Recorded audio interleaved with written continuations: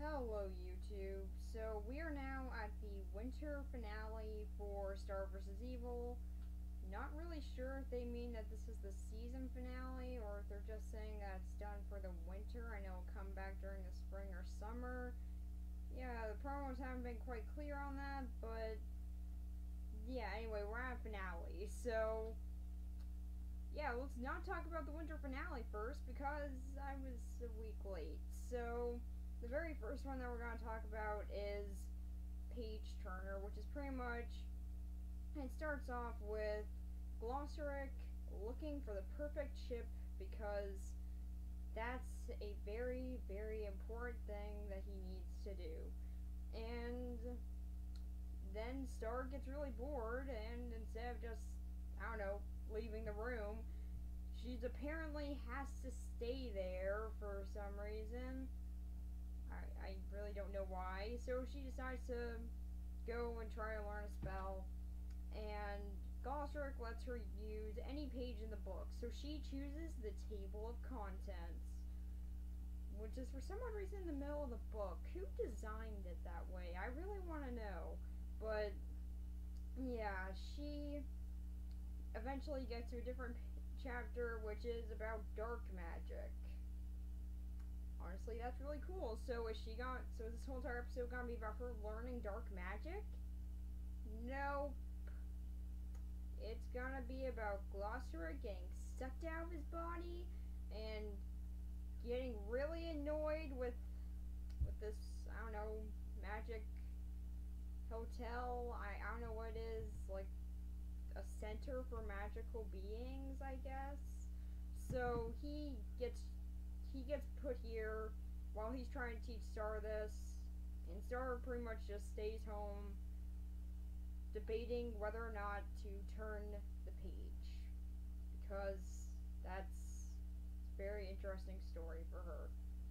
And pretty much the episode is about Glossaryck trying to get back to Star before she looks into that chapter without him being able to teach her through it because, well, it's dark magic.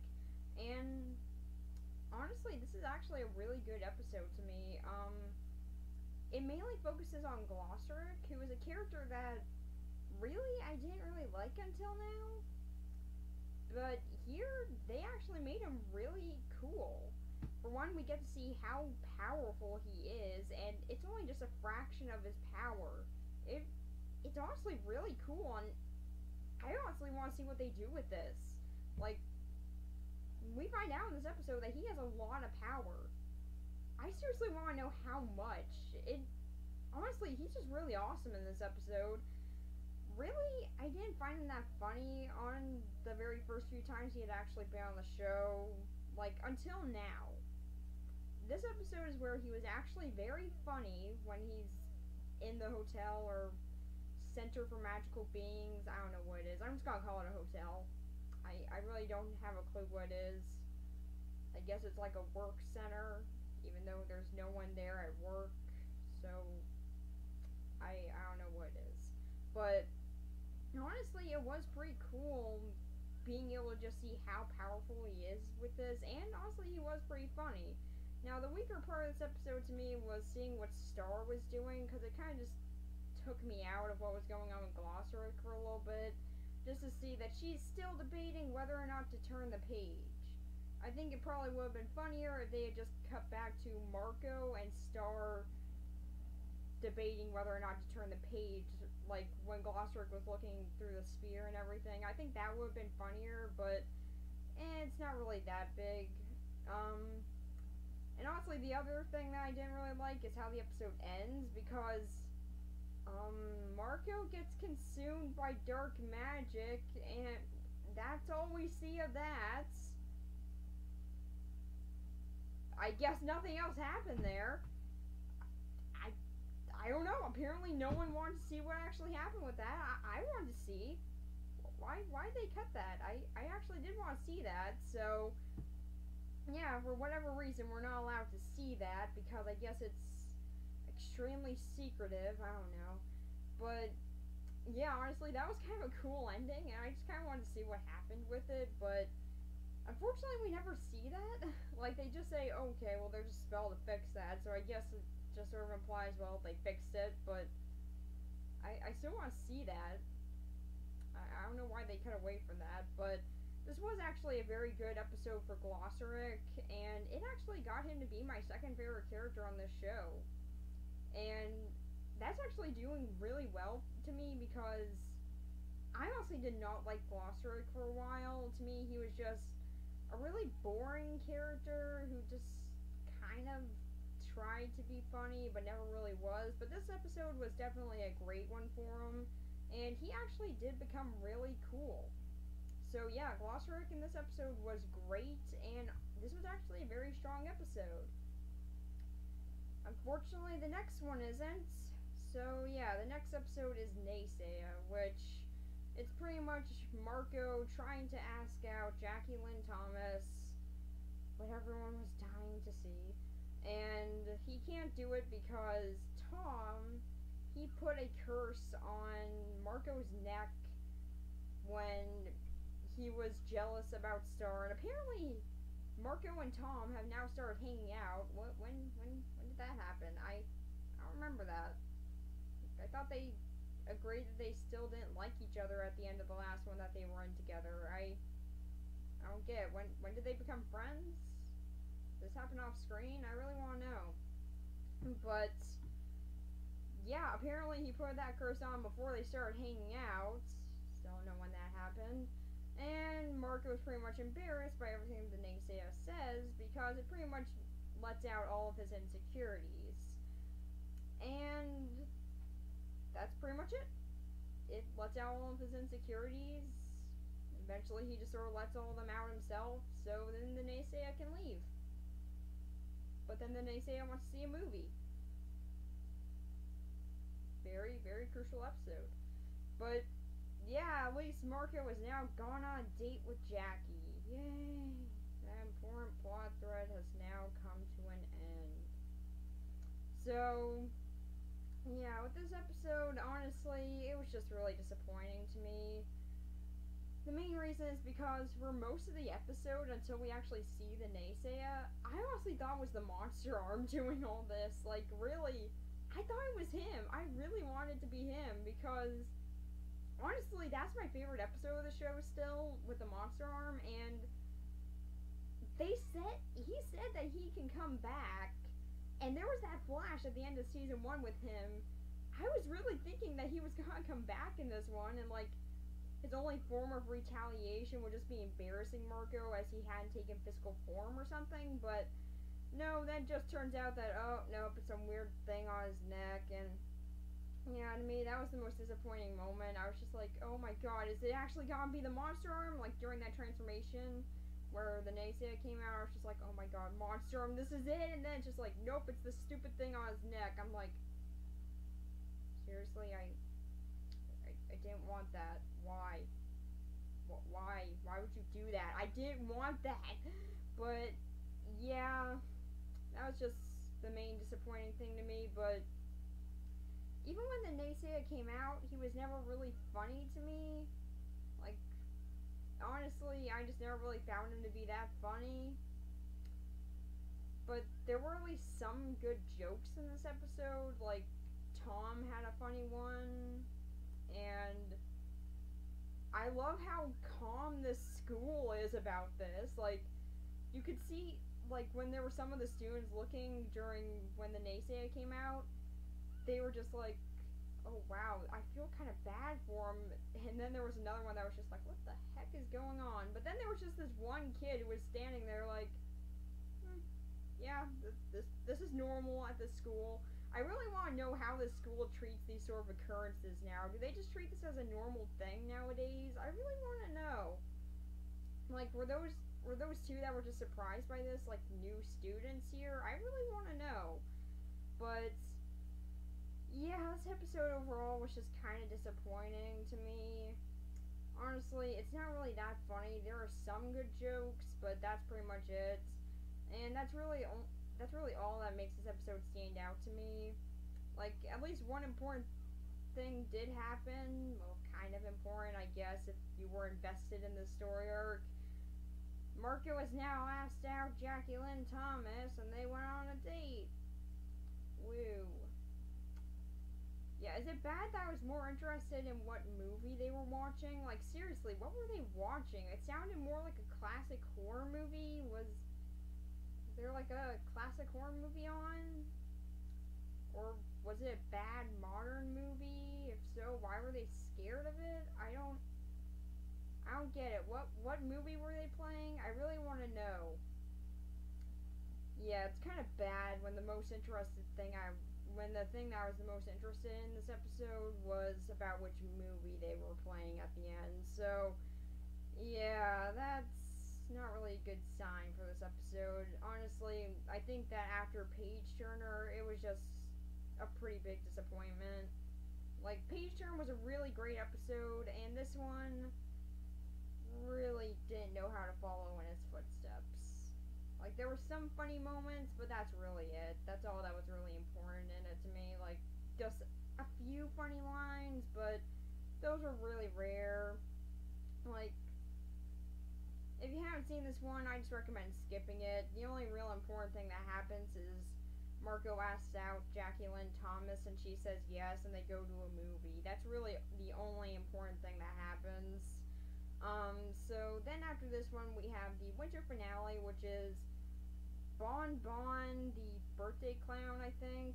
I don't remember, but yeah, this one's pretty much there is a dance coming up at school, and Marco and Star were gonna go to it, but Star remembers that she's going to a seance with, hang on one second. Jana, she's gotta go to a seance with Jana.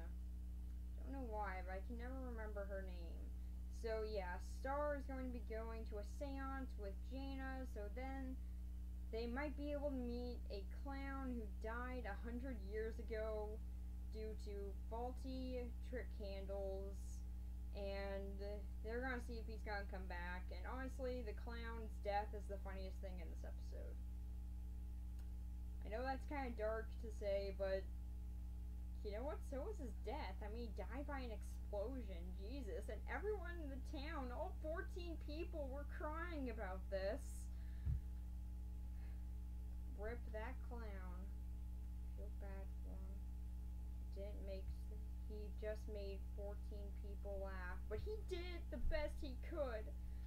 So, yeah, they're gonna go see if this clown comes back after 100 years. So Star has to now go tell Marco that she's not going to be able to go to the dance with him, but that's okay because Jackie Lynn Thomas asked him out, and he said yes. How convenient.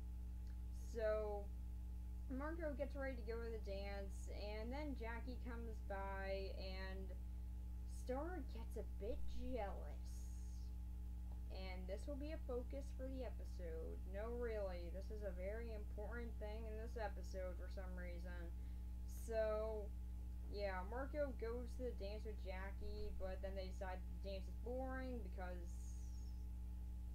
yeah, dances are boring. Really, I got nothing else to add to that. Just dances are boring. So, and they decide not to go there, and they're just gonna go hang out on a park bench. Good for them. And Star and Jana and even Glossaryck, because he wanted to come too, they get ready for this clown to come back, and Star continues to be jealous because this is very, very important. So pretty much everyone at the super fun seance party falls asleep, and Star is the only one left awake. So she looks through the spell book and finds a spell on how to spy on people, so she uses that on Jackie and Marco, and accidentally causes them to fall while Jackie's teaching Marco how to ride a skateboard. And for some odd reason, this puts her in a state of distress. You caused him to fall. I don't get it. Did that really emotionally hurt you? Oh no, I caused someone to fall off a skateboard. This is truly the worst thing I could ever do. So, yeah, she's upset about that for a little bit, but she doesn't have time to really get upset about making someone trip because Ludo comes in and he is ready to steal the book away from Star, and a fight breaks out. So eventually Marco, for some odd reason, sees the blood moon. I don't know why. Is it because Marco and Star's souls are linked because of that? I don't know, but yeah, he sees the blood moon and decides to go check his phone, realizes that Star has tried to call him 57 times. You know he's kind of had to go through all those messages, right, Star? That's a lot to go through. 57? Jesus. So, yeah, he decides that they need to go help Star, so they get over to the cemetery and help in the epic fight of a bird, some possums, and a spider, and some weird supervillain who might be crazy now, against some teenage kids and a magical being who lives in a book. Truly, nothing has been more epic than this. So, yeah, now being fully engaged in this fight, Star almost kills Ludo. Or at least almost puts him through the same torture that got him up to this point. Because truly, it worked so well the first time, might as well do it again. So, yeah, eventually she sees Marco and decides not to do that, because looking at Marco caused her to realize that this is a bad idea, I guess. And then Bon comes back. So what's he gonna do? Is he gonna get involved in this epic fight? Nope, he's just gonna get sucked up into the portal. Am I the only one who wants to see what happens with him? Like, he just got sucked into a portal which was meant for Ludo. So I'm guessing this portal probably was the exact same thing that we saw him go through in the second episode of Season 2, Ludo in the Wild, where he was completely alone in empty space for a few weeks even. I want to see how Bon goes through this. He's dead now, so it's not like he can even have the release of death to comfort him and get him out of here. He'll be stuck in here for eternity unless if something happens. I honestly want to see what happens with that. That to me just sounds like the most interesting thing that this episode could do. So yeah, they don't catch him, so they don't ever catch me up on what he's going through. I will be upset about that. But yeah, eventually the portal, the energy around it goes from pink to green. Don't really know why, it just sort of does. Is it because Star used magic to spy on Marco and Jackie? I really don't get it. Seriously, like, she used one bit of green magic. Does that mean it's corrupted now? Is her whole entire wand corrupted? Can it only do green magic now? Does that represent dark magic? I really don't get it. So, yeah, her portal pretty much becomes a black hole and tries to suck Star in, and Ludo is now given the opportunity to go after the book, and he succeeds in getting it. Glossaryck, are you gonna put up a fight here? No? You're just gonna allow yourself to be taken? Okay, have fun with that. I'm sure this is a part of his master plan or something, I don't know. So, yeah, now the book is stolen by Ludo, and Marco tries to get it back, but then realizes that Star is getting sucked into the portal, so he goes over there and saves her. And eventually he's almost sucked into, so everyone helps out in getting him back and getting everyone back, so none of them go in the portal, and they're all saved from the portal, and it stops all of a sudden. Don't know why, just the portal stops. So yeah, now Ludo has the book. Glossaryck apparently now has to work for Ludo. Don't really know why. I guess it's just whoever owns the book he has to work for. And Star ends up crying in the end. And that ends our very, very happy winter finale. So, for this episode, honestly, I'm kind of mixed on it. Now, on the one hand, it can actually be kind of funny at times, mainly with what Bonbon's doing. Like, seriously, he only has 2 scenes, but they were actually really funny. And overall, there are a lot of things that happen in it, so it is kind of cool in some aspects. Like the ending fight, that's really cool. And Ludo has now gone up to full supervillain status and has apparently mastered his wand, or at least in the spells that he does know. So yeah, that's actually pretty cool. But what really brought this episode down for me was everything that's going on with Star and Marco. That to me, it just seems like they were going there, and honestly, I just really didn't want them to. They really didn't need to make this a whole entire "oh no, Star's jealous about Marco" thing. It really didn't matter to me. I just really didn't care in the least, and that really brought down the episode for me because that's the central focus. I think that if it just tried to be more of a fun-spirited episode, then it probably would have been a much stronger episode, but in the way that it's done, it's not that bad, and there are some good aspects to it. It's just overall for a winter finale, I honestly think that it needed to be a bit stronger.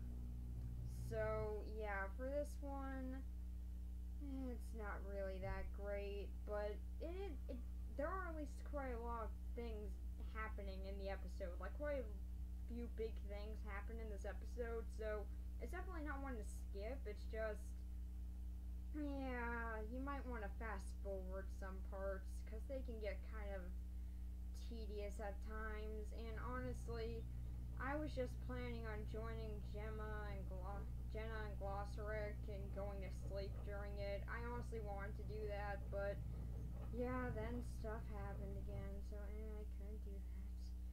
So yeah, overall, this episode was alright in some aspects, but yeah, the bad aspects definitely outweighed the good. So for a winter finale, I was expecting a lot more. So yeah, that's pretty much it for Star vs. Evil for now. I'm guessing that they're going on a break for a while. So yeah, I guess I'll see you guys when it comes back. Bye.